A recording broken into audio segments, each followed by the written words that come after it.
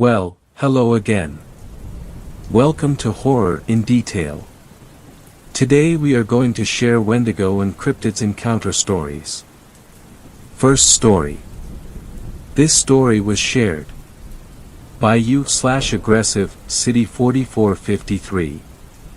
The deer caught on my game camera is not right. I'm an avid hunter and tracker. I love to get outdoors and explore, shed hunt for antlers or just hike around to view wildlife. I live in the Rocky Mountains in southwest Montana. So the forests are endless and the wildlife are abundant. Recently, I've purchased 5 new game cameras to scope out around my property. These cameras catch anything and are superior to other brands out. I own around 20 acres of forest land with a nice little creek running through it. I put them all the way around the property to see anything and everything. Within a week I checked them. To my surprise, I had photos of a wide variety of wildlife on there, from porcupines, to coyotes, to deer, and even a cougar passing through. I never would have imagined I had so much going on throughout the property. The next week was strange, as my cameras had taken hundreds of photos but nothing was on them. As I kept browsing through the photos, something unnatural caught my eye. Far off in the distance in the last few photos I could see what looked like a deer, but it was not just any normal deer. The thing was standing upright on its 2 hind legs. And as the photos went on, it appeared as if it walked like that across the whole view of the camera. Still blown away by what I had seen, I felt the need to investigate further, so I made a tree stand by the camera that caught that freakishly looking deer. After completion, I was all ready to go. Since the activity was between 2 to 3 a.m. in the morning, I went to the stand at dusk to get hunkered down and ready to find out what that was. The first night I stayed until dawn, seeing nothing. But I heard some crazy noises like whispering and talking off in the distance. I felt it odd because my closest neighbors are 2 miles away. It sent chills down my spine, but I remained sitting all night. Night 2, nothing again until about 2:30 a.m. Then I heard branches breaking, like something was stomping through the woods off in the distance, just out of range to be able to see with my night vision binoculars. I kept looking as the thumping noise was getting louder. Then I heard what sounded like a woman crying from the same direction as the branches were being broken. This really got me freaked out now, as the crying became louder and it sounded like she was begging for someone to help her. I couldn't sit and just listen any longer. I then shouted out, "Where are you? I'm here, do you need assistance?" I got down off my tree stand and started running in the direction of the woman's crying, but it seemed as the closer I had gotten to her, she remained at about the same distance ahead of me. I kept taking to her, asking, "Where are you? Are you hurt?" And the same response, "Help me please." This went on for about 15 minutes and I thought to myself, what if this is some kind of trap? I've seen movies like this before. So I stopped and quickly turned around, started jogging back the way I came.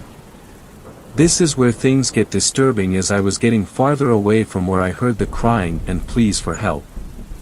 It was now getting closer to me as I was making my way back out of the woods. Now I'm scared shitless. I started sprinting towards the tree line to my property, as it sounded like whatever that was right on my tail, breaking branches, and it sounded big. I could hear its feet hitting the ground, thump, thump, thump, thump.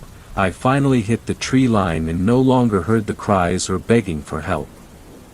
In the opening I turned around just before reaching my house, and back at the tree line I could see 2 glowing yellow eyes, a dark silhouette of a figure of what appeared to be about 7 to 8 foot tall. Whatever it was just stood there staring right at me. Then I heard a low, menacing growl. Terrified now, I ran back into my house, got out the AR-15, locked and loaded, ready to blow that thing away, but as you would know it, it was gone. I walked back out to the tree line and I could hear low whispers and talking again like two people having a conversation. I knew better than to follow the sound of voices this time. After owning the country property for 15 plus years, I decided it was time to move closer to civilization, for whatever was out there I definitely did not want to encounter it again. I don't know what it was planning that night, but it was definitely sinister. Second story. Hotel nightmare. Needless to say, I don't like staying at hotels much anymore. I drove 9 hours to meet my parents at a halfway mark to pick up my 2-year-old daughter at an agreed-on hotel. I assumed we were all going to stay there the night since we both had such a long drive. When I had grabbed all her things, I asked, "Are you going to stay here too?" My dad said, "No, we are gonna head back." I was a little disappointed, but I understood that they don't like hotels much. I checked in and went to our room. It was fairly late, but I don't sleep much at night. I am more of a night person. I turned the TV on and I was in my bed and my daughter was in hers. She fell asleep pretty quick, probably the car ride. I had all the lights off in the room, the only light was coming from the TV. I was sitting up against the headboard with my legs stretched out straight in front of me under the covers. All of a sudden, I felt something grab my toes, both feet at the same time. I quickly pulled my legs in toward me with my knees bent against my chest. I grabbed my phone and used the light on it to shine at the end of the bed. I didn't see anything. I sat there trying to look stoic, like I wasn't afraid, but inside I was screaming. I didn't want whatever it was to see me scared. After a few minutes of sitting there, acting like nothing just happened, I relaxed my legs and continued watching TV. Moments later, I felt pressure next to my leg, like a hand, like someone was leaning their body onto the bed from the end of the bed with both hands down on the mattress. Then I felt pressure as if their left hand moved forward and pressed down. Then, what felt like their right hand moved forward and closer to my knee. Then their left hand moved forward. It felt like someone or something was crawling up to my face, slowly and methodically. It was definitely a Harley Quinn type movement. I could feel the palm pushed down first, then the hand rolled forward to the fingers. Imagine it like how a person walks, heel to toe. The motion was very similar and very exaggerated. It was creepy and unsettling, like it was having fun. I flung off the blankets and jumped into my daughter's bed, hoping her innocence would save me. As I was facing the wall spooning her, I seen shadows go across the wall. I jumped up and turned the light on, frantically grabbing our stuff to pack up to leave. I went down to check out. It was about 4 a.m. The guy working said, "You are leaving early." I said, "Yeah, couldn't sleep, by chance." "Do you have anyone ever tell you this hotel is haunted?" I laughed nervously, waiting for him to laugh too, which I wish he would have. Instead he replied, "Why? What room were you in?" I told him and he replied, "I don't know why they put you over there. I never put people over there. Ever since we got new owners, they did a cleansing on the building, thinking things would get better, but since then, things have gotten worse." I told him, "Yeah, I don't think it worked." Third story. This story was shared by you/Retsma-Age6. Message from a Wendigo. I have been trapped here for too long. I can never forget the day I was taken. It was the dead of night. I had just killed my prey, a woman who had been foolish enough to wander into my home. I remember how happy I was that day, that I did not have to hunt, instead the food brought itself to me. If only I had known then, that my delight would soon turn into terror. The men came into my home and overpowered me. There were 3 of them. They were large, much larger than the normal men I hunted. Perhaps in different circumstances, would have killed and consumed them. But I was injured at the time. Not a grave injury, but it impeded me still. I had received the wound a week before, from a particularly resilient man. He had beat at my foot with a rock, damaging my ankle, even as I straddled his chest, tearing his throat open. Looking back, I still find myself appreciating the man's sheer will. But I appreciated his flesh much more. Even without the injury, the men would have been difficult to conquer. As I said, they were large, but not only that. They were carrying strange metal poles. They were warriors of some kind. The poles fired darts that struck me and made me drowsy. The men threw me into a metal carriage that moved by means I knew not, and still do not know. It was within this carriage I lost consciousness. I awoke, I know not when, in a metal cage. I was still in a slight daze. There were men all around, all just as large as the three who had attacked me. Initially, I was ecstatic. I was surrounded by food, and I did not see any of the men who had taken me. These ones did not have any metal poles, so they were easy prey. But when I attempted to escape, I found myself unable to damage the cage in any way. I shrieked and roared, and bashed at the cage. The men flinched in fear, and some pulled smaller metal objects from pouches at their hips. I drew myself to my full height, still towering above the men, despite them being larger than the ones I was accustomed to. I felt something hit me in my back, and I turned my head to see another dart had struck me. One of the men who had taken me had been behind me the whole time, on the other side of the cage, and he had fired another dart at me. Once again, I fell unconscious. When I awoke again, I was in a room. It was larger than the cage I had previously been, 10 paces wide and double across. But, this one did not offer the commodity of being able to see out of it. The walls were hard stone, and the door a harder metal. I tried to break out for hours, but I could not. I laid upon the ground, only thinking of my hunger. I was utterly ravenous. Whether it was morning, noon, or night, I had no way of knowing. All I knew was how famished I was. Even if only one day had passed since I had last eaten, it still would have been one day too many without food. My capture was, regrettably, my fault and mine alone. I had grown complacent. I was situated in a location with much prey, and I stayed for too long. I have lived for hundreds of years, and I have hunted in many places. I have preyed upon men of every color and creed. I have always hidden my tracks, and never stayed in one place for too long. But I was lulled into a false sense of security. My home, a deep cavern, was one I thought no man would find me in. I should have fled when that woman entered my home.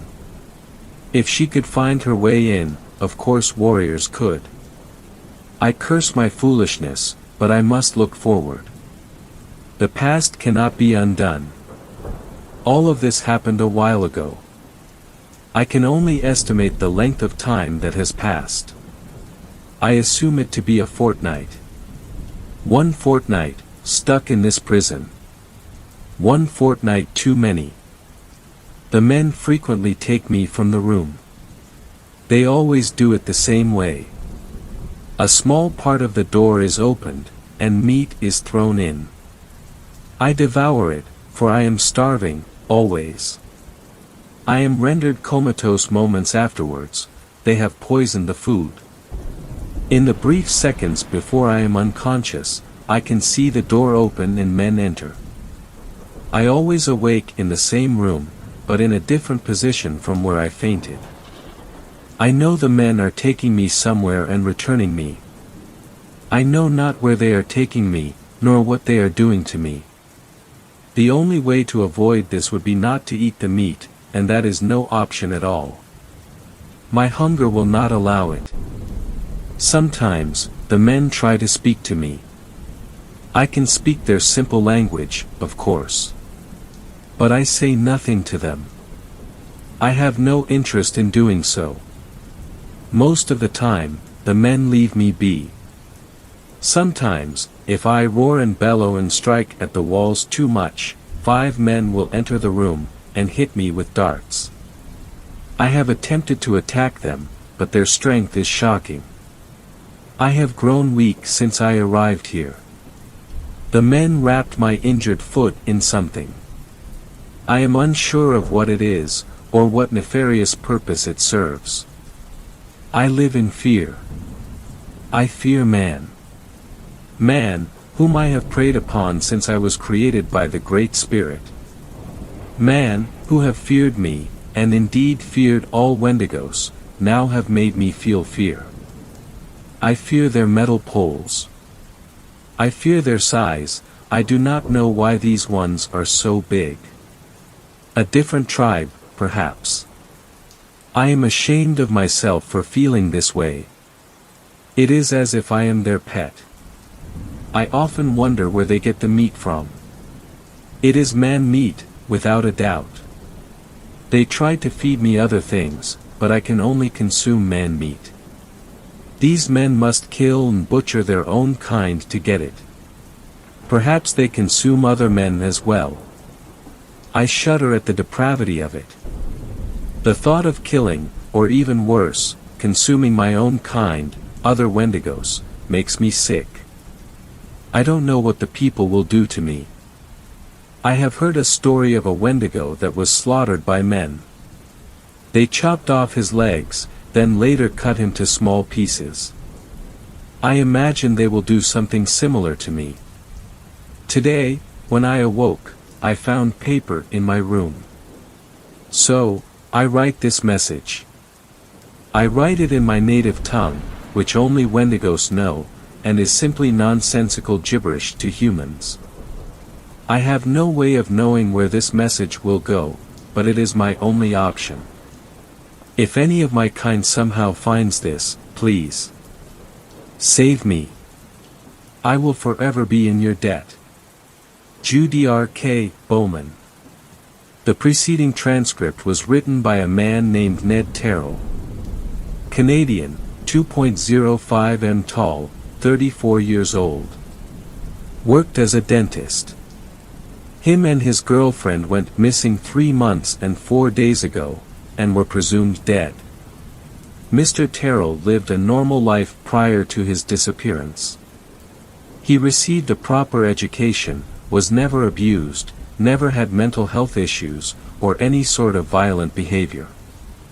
All of his friends and family spoke of him quite highly, until they were informed of his actions.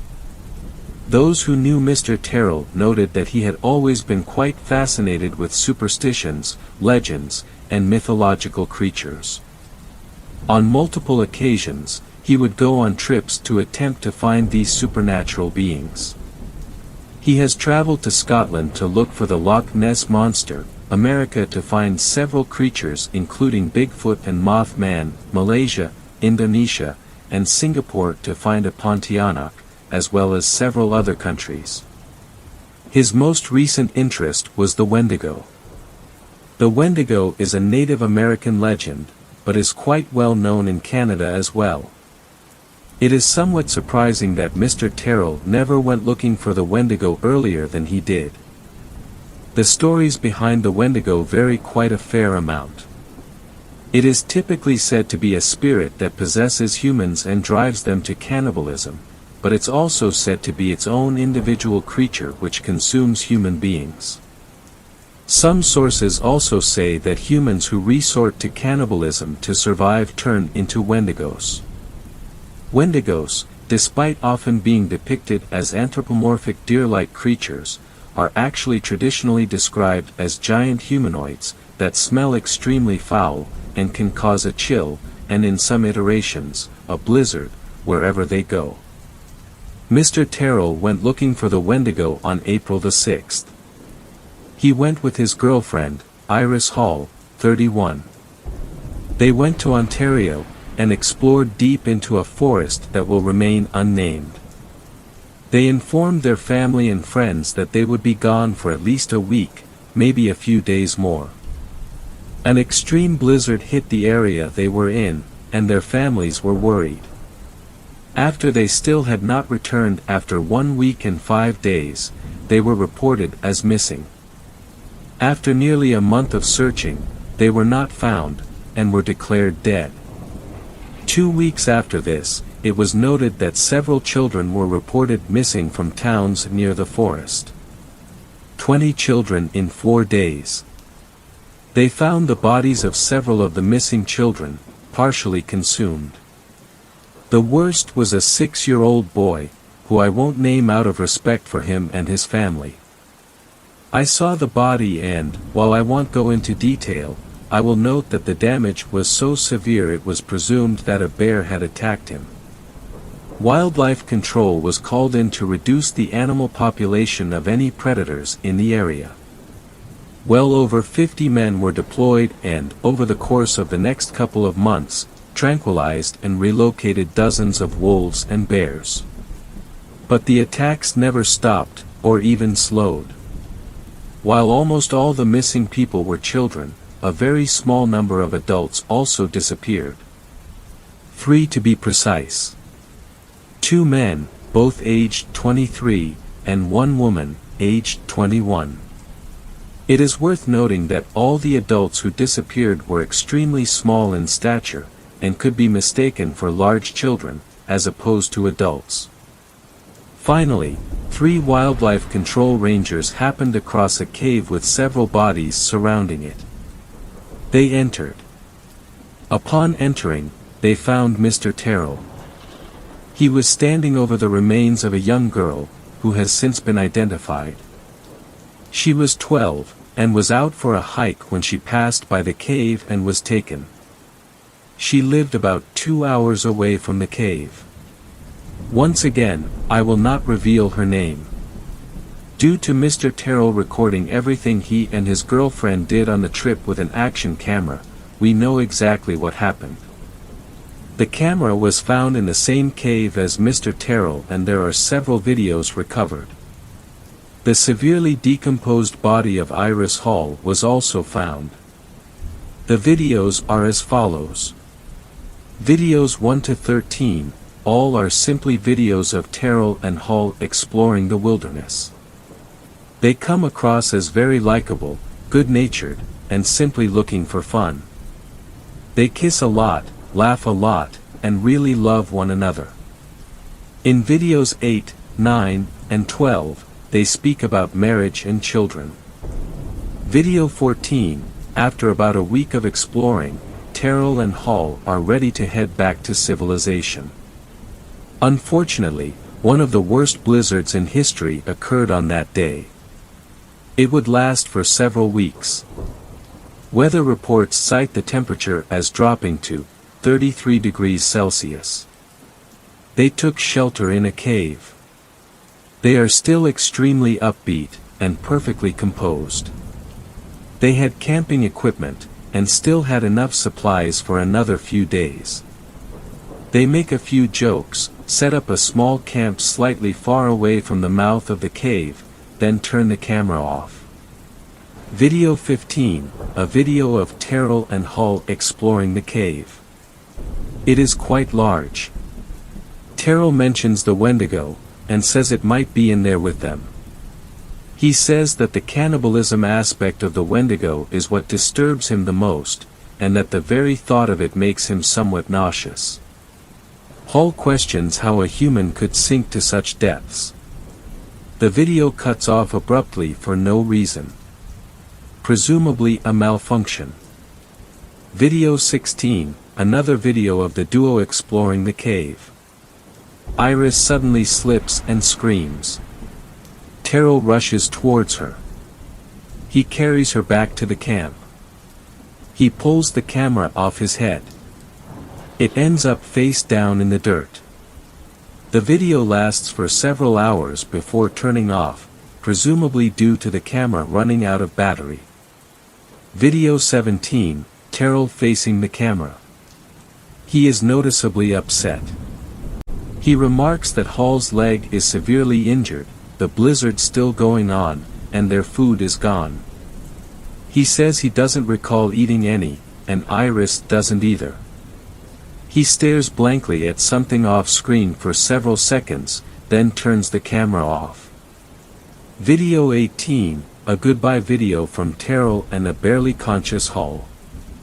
Only the upper half of Hall can be seen, due to the lower half of her being covered by a blanket.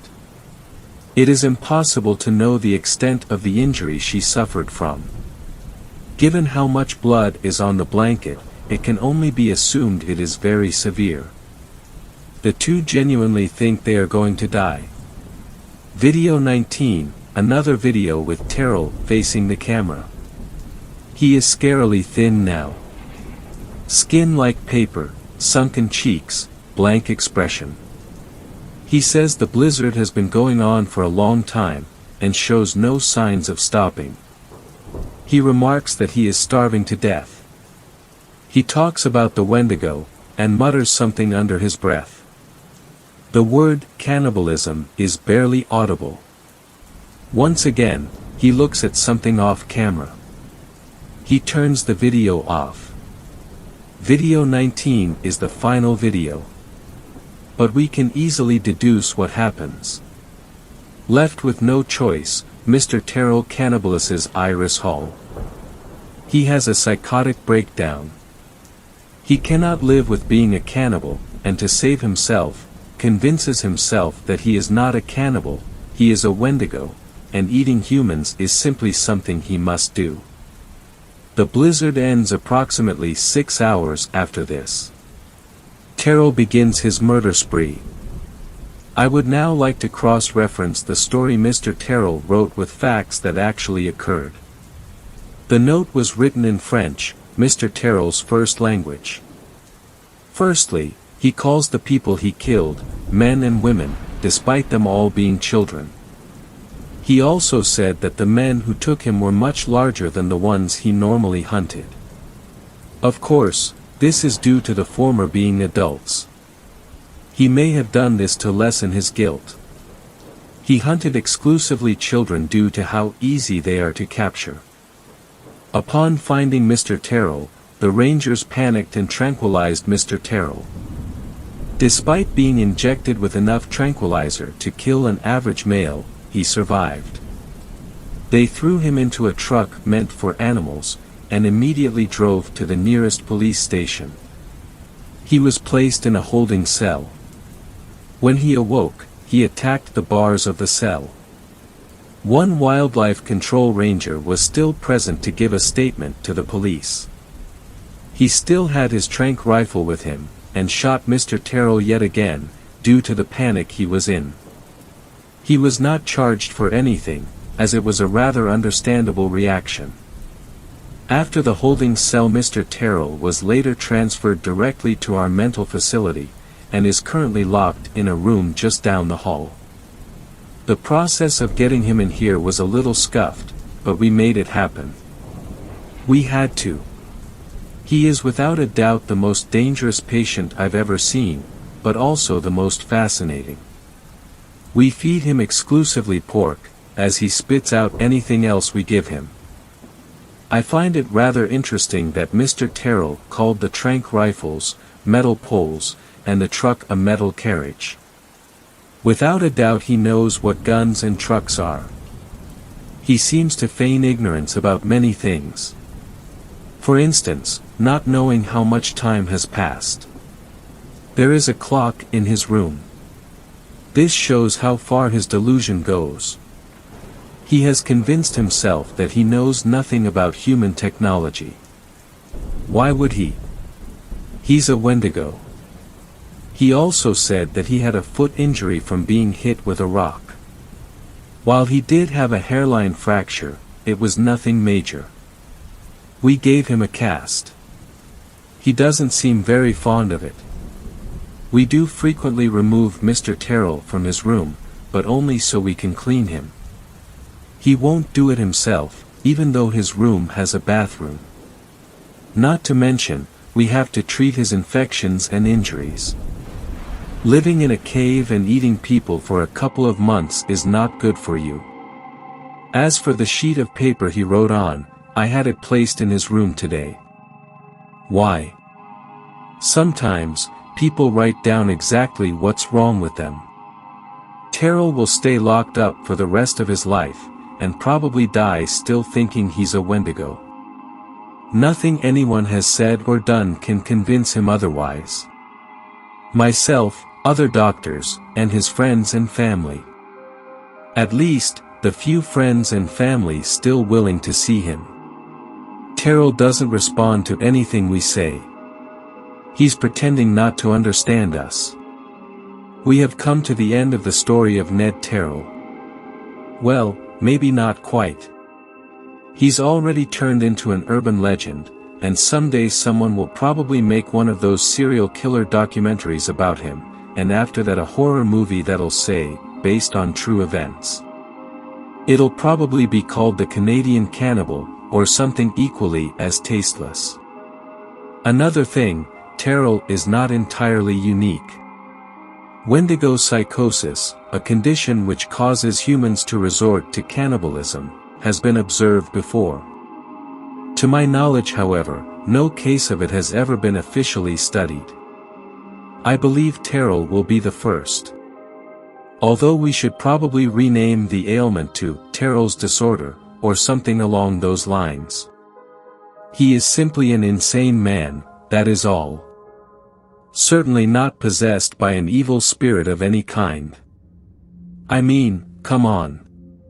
Wendigos. There's no such thing. Now if you'll excuse me, I must shut my windows. The temperature just took an absolute dive. It's rather chilly now. I think there's a blizzard coming in. Fourth story. This story was shared by you/Marissa. My dying fiancé saw people I couldn't.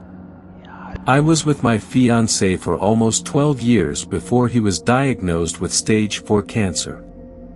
Towards the end, he was sent home from the hospital and put on in-home hospice care. It was only a matter of time. The first night home, after everyone visiting had left, I was home alone with him. I could tell he was slowly losing his mind. The cancer had spread, because he was saying things that didn't make sense. For example, he would pick up an imaginary item, hand said item to me, and say, "Here, put this in your purse." Anyways, I was sitting in a chair next to the hospice bed when he said, "Why is she here?" While looking past me. I asked who and he said, "Your Gram." My grandmother lived where we lived. We moved in after she was put in an assisted living facility because she had dementia, and she passed away in 2017.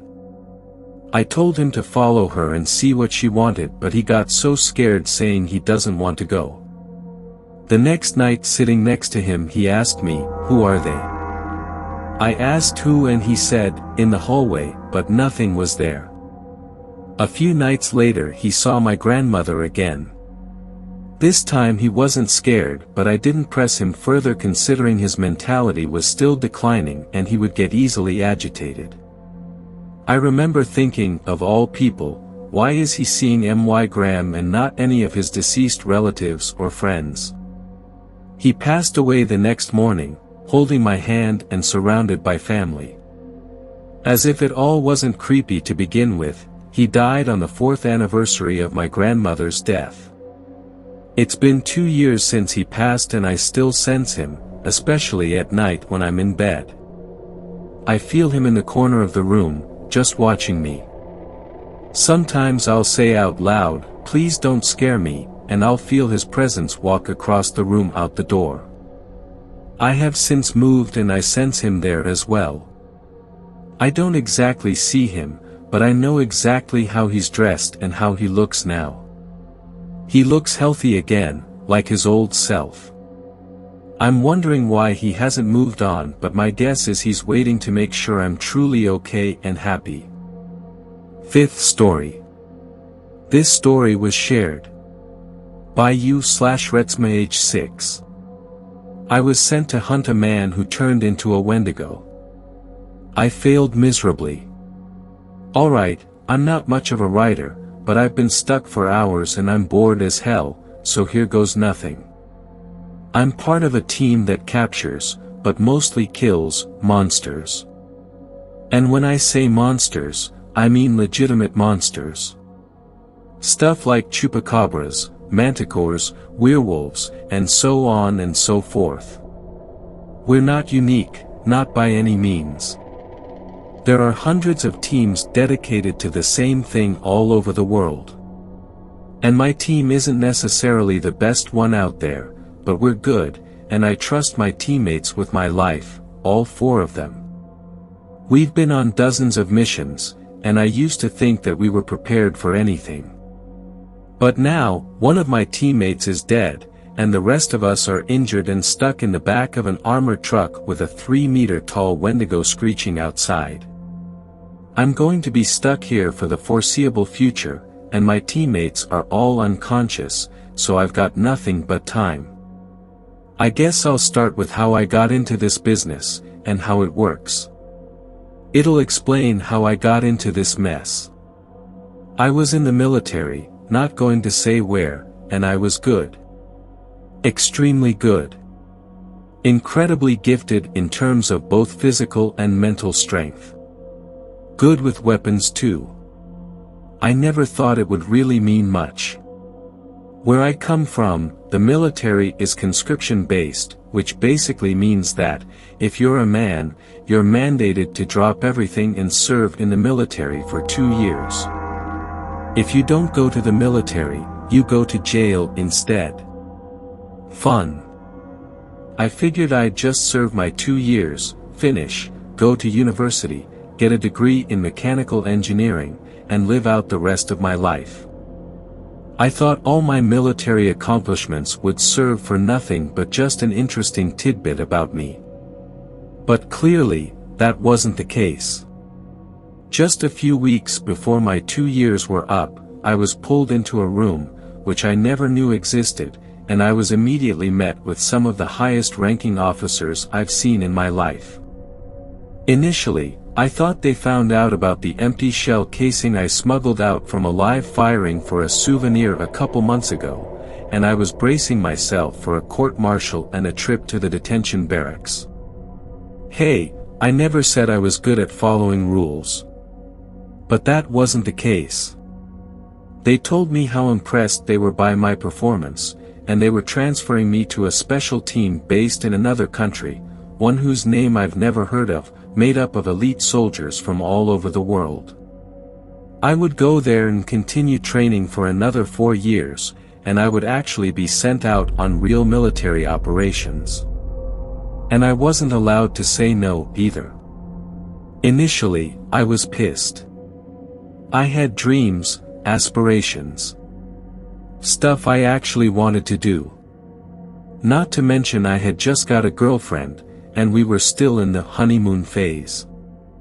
The idea of just dropping everything and being forced into military service, again, was maddening.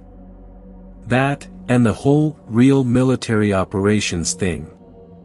I mean sure, I could hit 100% of the targets at the firing range, do 95 clean push-ups in a minute, and run for kilometers with a 15-kilogram bag strapped to me, but that doesn't necessarily mean I could fight terrorists or anything.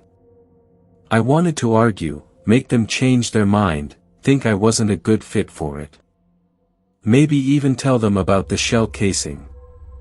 But before I could voice my protest, they showed me the pay. Oh my God, the pay. So much money. And they promised it would only go up. Now, where I live, the cost of living is high. Very high. Not to mention, I was a little money hungry at the time. I didn't want to become an engineer for the sense of accomplishment, if you get my meaning. So not only did I need the money, I wanted the money. I had a lot of stuff to pay for. I would have to get a house, a car, and a wedding ring for the girlfriend. Yes, I was planning on proposing. Oh, and also steroids. I take steroids. So, I went along with it.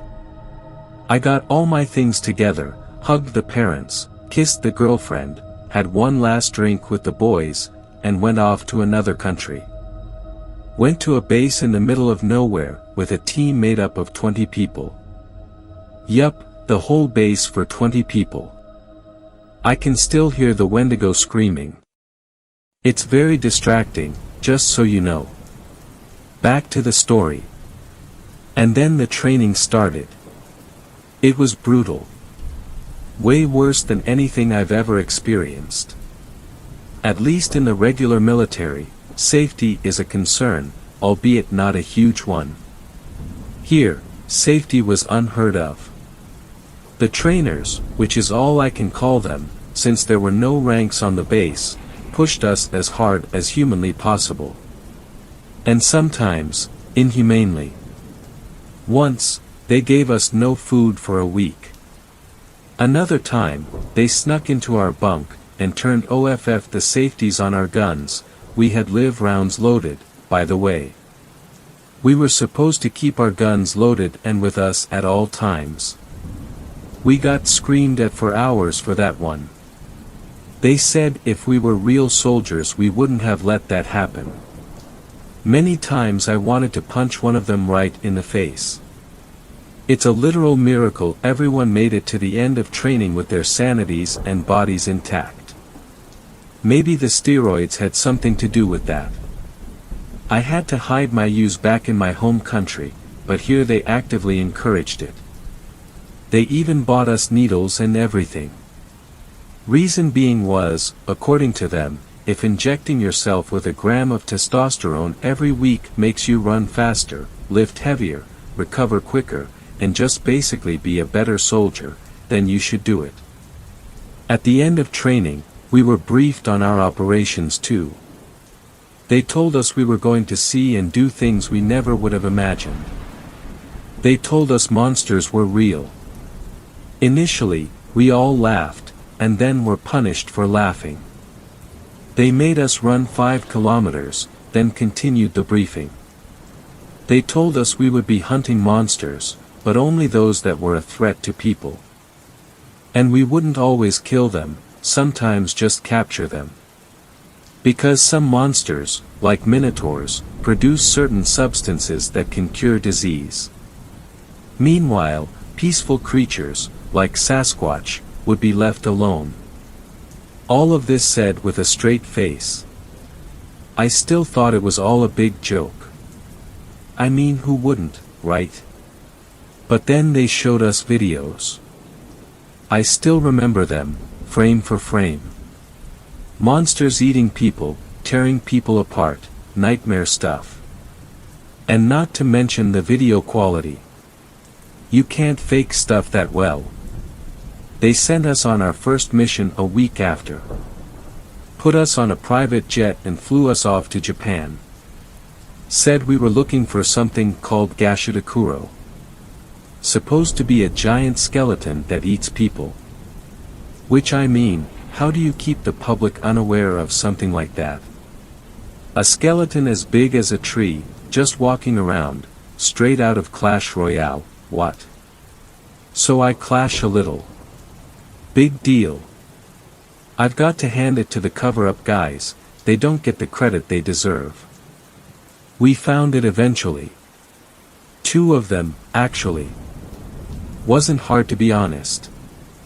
They were over 20 meters tall in the middle of a rice field. According to legend, these things were supposed to only attack lone travelers.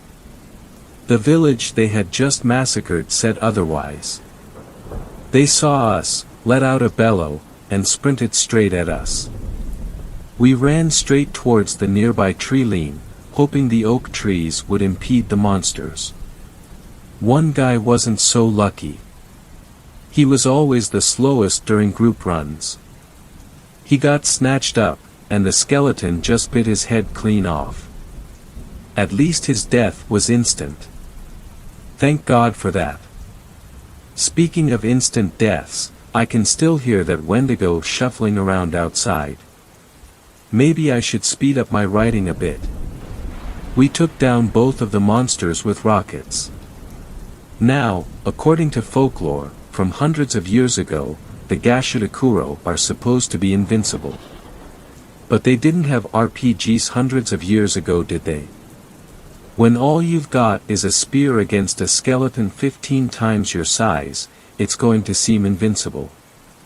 Props to people from ancient times, I don't know how they survived against these things. So that was my first encounter with the supernatural. We went on a lot more missions after that.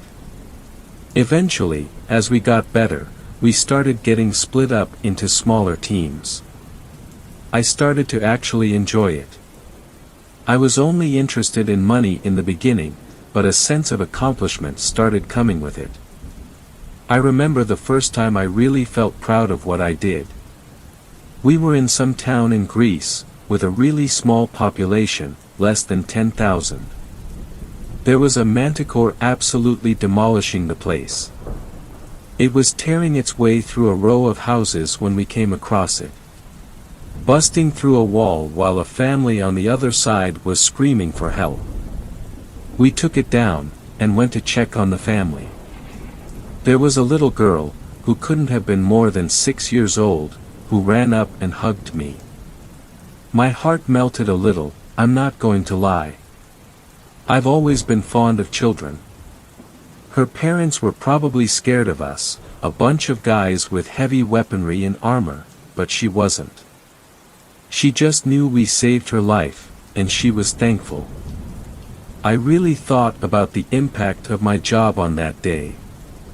So, I was making bank and loving my job. Life was far from perfect, but it was good. And then one day it came. The mission that screwed up my entire life. We were sent off to Canada. There was a confirmed Wendigo presence in a forest very near a town, and people were starting to disappear. We had to take it down ASAP. Not a capture, a kill. Now, this Wendigo was particularly interesting. It used to be a human. That's pretty rare, apparently. Most Wendigos were made by a spirit in the sky or something, and the real ones are a lot stauncher than the people who become Wendigos. This specific Wendigo used to be a guy named Ned Terrell. He went off into the forest with his girlfriend, ironically, to look for a Wendigo, and they got lost in a blizzard or something. Then a few weeks later he turned up and started eating people. A bunch of doctors just figured he lost it and they locked him up. They said he had convinced himself he was a Wendigo, and that it was best for everyone that he stay locked in his room for the rest of his life. He even wrote a letter, pretending he was a Wendigo that got captured by humans. But the thing is, Mr. Terrell wasn't so crazy after all. A couple months after they locked him up, the doctors noticed something. He was growing. A lot. Now, Terrell was already a pretty big guy. About 2 meters, if I remember his profile correctly. Then one day, one of the doctors, I think his name was Bowman, realized he was a lot taller. They measured him, and he was 2.18 meters tall. A while after that, he was 2.34 meters. But even though he kept growing taller, he kept losing weight. Started at svelte 80 kilograms, he was pretty underweight after living in the forest and eating people for a couple months, and ended at 56 kilograms. And he kept getting stronger too. One day he leapt at the guards and took a chunk out of one guy's arm.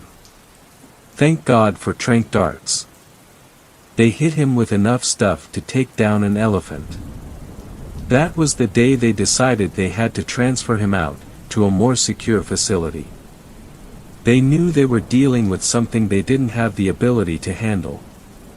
So they threw him into a truck and transported him to a maximum security prison that was a couple hours away. At least that was the plan. Halfway there, he ate the driver, the guards, busted out and ran off. Pretty soon, reports of a giant emaciated man running through the forest and roaring his head off reached us. We sent a scout, who identified it, or I guess him, as a Wendigo, and my team was sent in. Now according to legend, humans can turn into Wendigos when they choose to resort to cannibalism instead of starving, or they can be possessed and forced to commit cannibalism by Wendigos. Which one is Terrell? Personally, I'm hoping he's the second option. At least that way, he dies with his humanity intact. The sounds outside have died down a little. Mr. Terrell must have gotten bored. I can relax a bit. We went out into the forest, the 5 of us. Body armor, assault rifles, grenades, rockets, all of it. We thought we could take him. We could not. It started off so slowly. We found its tracks and started following them. There was a blizzard going on, which is apparently something Wendigos can do. There's a blizzard going on now actually, but my team had no problems. We followed them in our armored truck for an hour or so. Then all of a sudden, it was just on top of us. Never saw where it came from. Unbelievable speed. It tore my teammate out of the driver's seat and swallowed him whole. He was a big dude too. 1.9 meters tall and built like a young Brock Lesnar. Just got swallowed up, starting from the feet. He screamed the whole time too. I'll never forget it. The Wendigo just unhinged its jaws and leapt on him. One movement, he was suddenly swallowed up to his waist. The truck crashed and the rest of us jumped out and ran for cover, I'll admit it. Even professionals get scared. We just watched our teammate get eaten. Took a while, too. He was screaming and begging, one arm pinned to his side, and the other flailing around. He had broken the #1 rule, always have your gun loaded and with you, so there was nothing he could do. It took us a few seconds, but we opened fire. The Wendigo was squatting on top of the truck, its jaws now around the guy's chest. We killed our teammate, but he was dead anyway, we just granted him mercy. We emptied our mags at that thing, and we only hit it twice. Visibility was poor due to the blizzard, and like I said, it was fast. Seriously, faster than anything I've ever seen. It stood up, and it was huge. Absolutely dwarfed us. It was thin as a rake too, ribs nearly tearing through its skin, skeletal arms, kneecaps very visible. I saw a photo of a family of Indian villagers during the Madras famine once. It looked just like them. Very human looking. Just looking at its face, you would think it was just a starving man. I saw a picture of Mr. Terrell, back when he was a regular guy. You could definitely tell it was him. It tipped the truck over and sprinted straight for us, lashed out, tearing through our armor like it was cardboard. One of us, I don't even remember who, got a grenade off. Unfortunately, not a direct impact, but still made it back off for a while at least. We jumped straight into the back of the truck and put it into lockdown mode. If you're slow and can't figure out what lockdown mode does, it locks the truck down. Metal covers sliding over the windows, a bunch of electronic locks, makes it a fortress. Unfortunately, it also prevents it from driving, because the wheels withdraw into the body. The Wendigo started slamming on the doors, but it couldn't get in. It's strong, but not that strong. So that brings us back to where we started. I sent a distress signal out a while ago, but I got no response. The blizzard may be blocking our communications. The snow's coming down really hard.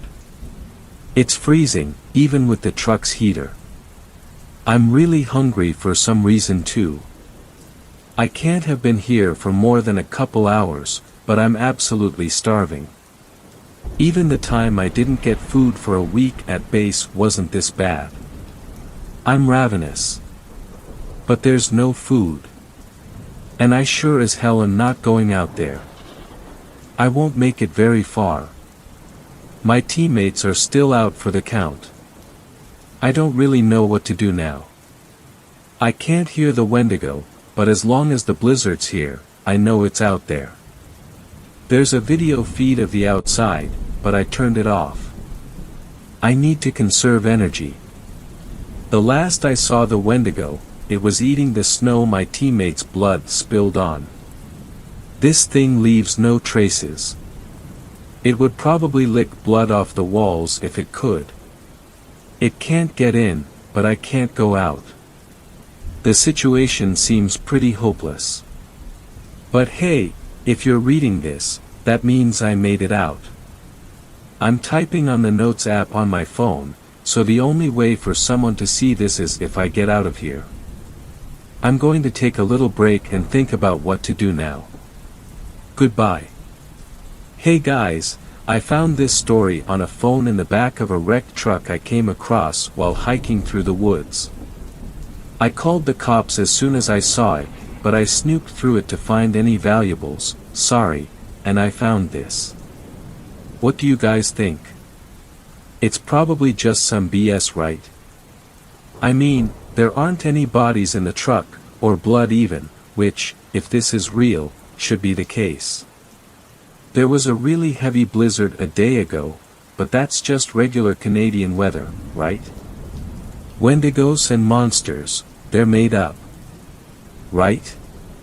Maybe some aspiring writer crashed and decided to just type a story while he waited for help, then just left his phone and walked away.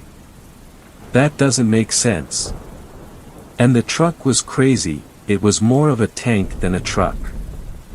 I don't think writers would really drive stuff like that. And there were a bunch of weapons too. I didn't touch them though. I'm wearing pretty thick gloves, but I can't risk getting any of my DNA on a firearm. I'm out on probation right now. There were prints leading away from the truck at least. Only one set though. And they were huge, I mean seriously. This guy was big. Barefoot too. I hope he made it out alright. I'm walking back to my house while typing this.